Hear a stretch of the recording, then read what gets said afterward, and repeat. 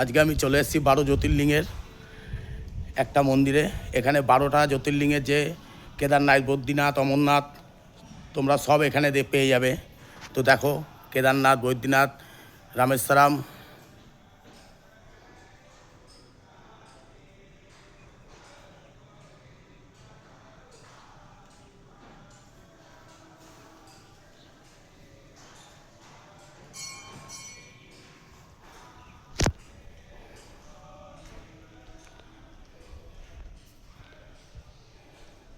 তো ভিডিওটা ভালো লাগলে অবশ্যই এটা সাবস্ক্রাইব করে দেবে আর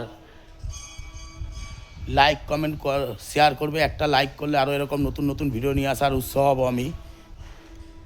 দেখো এখানে 12 জ্যোতির্লিঙ্গের যে মন্দিরগুলো আছে, 12টা মন্দিরই তোমরা এখানে আসলে দেখতে পাবে।